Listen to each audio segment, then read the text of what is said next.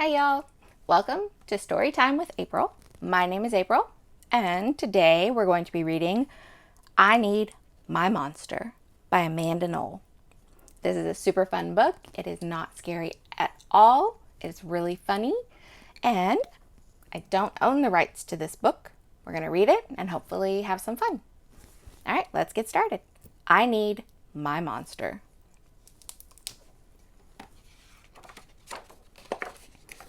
I need my monster. Tonight, when I looked under the bed for my monster, I found this note instead. Gone fishing. Back in a week. Gabe. What was I going to do? I needed a monster under my bed. How was I supposed to get to sleep if my monster was gone? I tried to sleep, but it wasn't the same without Gabe. I missed his ragged breathing, his nose whistling, the scrabbling of his uncut claws. How would I ever get to sleep without Gabe's familiar scary noises and his spooky green ooze? It was no use. Gabe would be gone for a week, and I just had to have a monster. I climbed quietly out of bed so my parents wouldn't hear me. Grown-ups have some strange ideas about monsters under beds. I knocked on the floorboards, then scrambled back under my covers. I waited nervously. Would a new monster appear? What would he be like? Would his snorting be as cheerful as Gabe's? When I heard some creaking under my bed, I knew that the substitute monster had arrived. Good evening, said a low, breathy voice. My name is Herbert, and I will be your monster for the evening. Herbert? What kind of name is that for a monster? You don't sound scary at all. Have you ever scared a kid before? Well, no, but I have read all the best books on the topic. Do you have long teeth and scratchy claws? I asked. No, but I have an overbite, and I'm a mouth breather. Listen. Herbert's panting was kind of scary, but it wasn't enough for me. Listen, Herbert, I'm sorry. I just don't think this is going to work. It's nothing personal, but I really need a monster with claws. Piggy, Herbert complained. As you wish, I'll go. There was some more creaking. Then Herbert was gone. Some scratching warned me that a second monster had appeared. Good evening, he said in a high, silky voice. My name is Ralph. I understand you need a monster with claws. If you would please lean over, I will hold an arm out for inspection.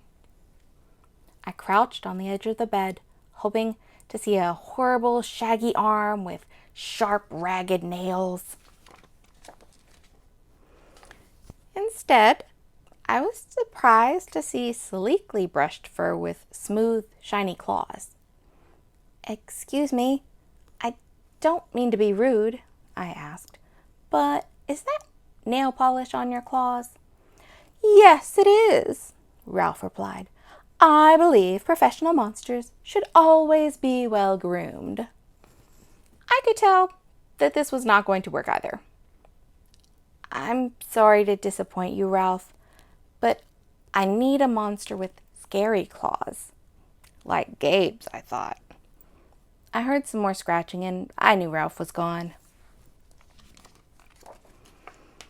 A minute later, a third voice from under the bed rasped.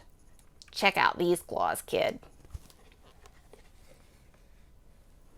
I gathered my courage and peered over the edge. The claws were impressive. Jagged and dark and razor sharp. So far, so good. I was a little nervous. Could you stick out your tail? I whispered. Sure. Don't get scared. I peeked through my fingers at the slimy tail slithering over the foot of my bed. That's when I noticed the bow. Are you a girl monster? Of course I am, she snapped. I'm Cynthia. Do you have a problem with that? Yeah, I do, I admitted. I definitely need a boy monster. Boy monsters are for boys, and girl monsters are for girls. Everybody knows that. Well, aren't you a picky one? She sniffed, and then she was gone. Was I being too picky? No. I knew that my monster needed to be well-clawed and menacing. The whole point of having a monster, after all, was to keep me in bed, imagining all the scary stuff that would happen if I got out.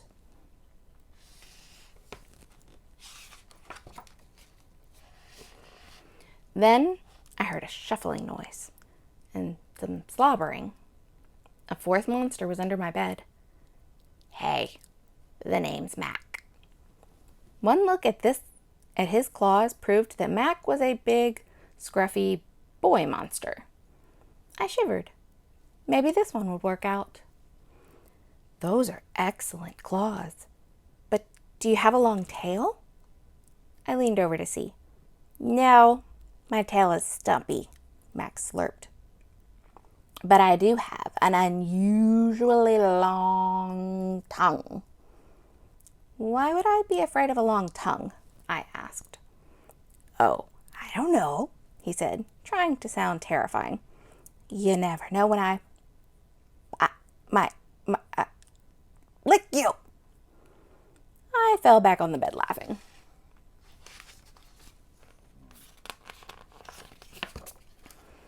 Well, if you're not even gonna try to work with me, Mac whined. I held in my giggles. I really don't think you should send me away, he warned. Kids who reject 5 monsters in one night. I did not reject 5 monsters tonight, I interrupted. My regular monster went fishing. Fishing, eh? Maybe he just left because you're so picky. Fine, I'm out of here.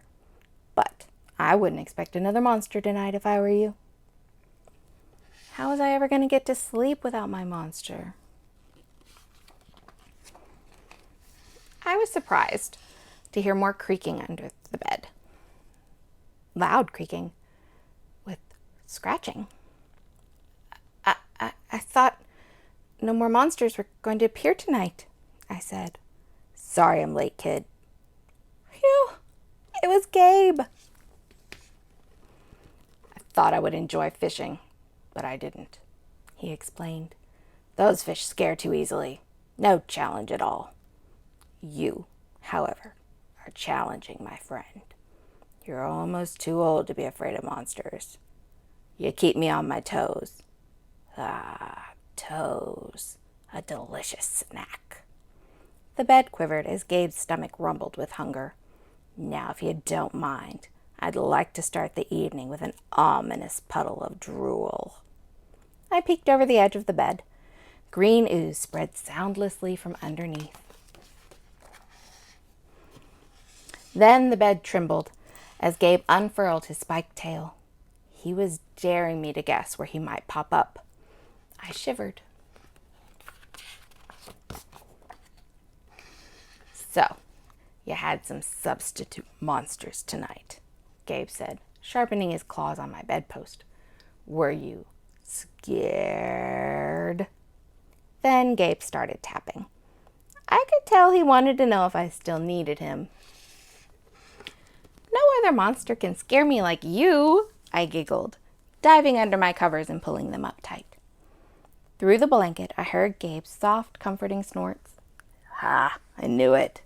We're made for each other, he growled.